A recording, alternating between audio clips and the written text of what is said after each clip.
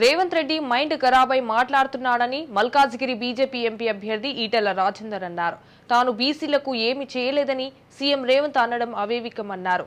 అయితే ఓల్డ్ బోయిన్పల్లిలోని రామరాజు నగర్లో పద్మశాలి ఆత్మీయ సమ్మేళనంలో పాల్గొన్నారు. ఒక్క బీసీల కోసమే 250 రెసిడెన్షియల్ స్కూల్స్ కు జీవో ఇచ్చిన వ్యక్తిని తానేనన్నారు ఈటెల.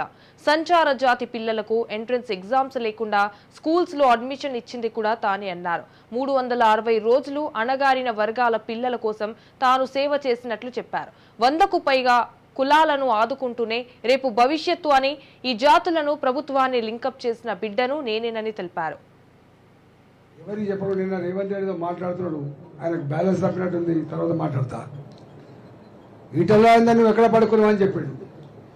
ఈటల్లో అయిందంటే అధికారం వస్తే ఎవరికి చెప్పకుండా నేను ఎక్కడి నుంచి వచ్చినో నా కర్తవ్యం ఏందో అర్థం అయింది కాబట్టి ఒక 40 రోజుల పాటు, ఒక్కరోజు 2 రోజులు 40 రోజుల పాటు నేనే మా వాళ్లకు అసెంబ్లీకి పిలిపించి నేనే భోజనాలు పెట్టించి నేనే మంచి భోజనాలు పెట్టించి కొన్ని వేల గంటల మీదతో చర్చించిన.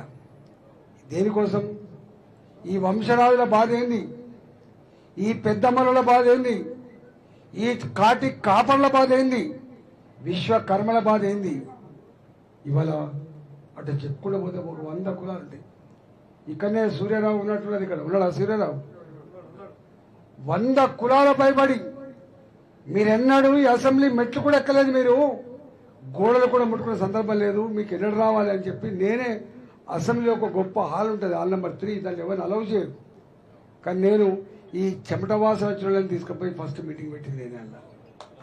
హాల్ నెంబర్ 3, హాల్ నెంబర్ 3లో ప్రిన్సిపల్ సెక్రటరీలు మంత్రులు కూర్చొని చర్చిస్తారు తప్ప ఇలాంటి సామాన్య జనం కూర్చొని గుర్తుపెట్టుకోండి. ఎందుకు చెప్తున్న మాట అంటే ఎవరికి భయపడకుండా ఈ జాతులకు ఆదుకుంటేనే రేపు భవిష్యత్తు అని చెప్పి ఈ జాతులని ప్రభుత్వాన్ని లింకప్ చేసిన బిడ్డను నేను పెట్టి అనేకం పనులు చేసినాం. అలా ఒక పని చెప్తాను, 250 రెసిడెన్షియల్ స్కూళ్ళు, 1 కాదు 2 కాదు, మొత్తం ఈ రాష్ట్రం ఏర్పడ్డప్పటి నుంచి కానీ స్కూల్ లేవు.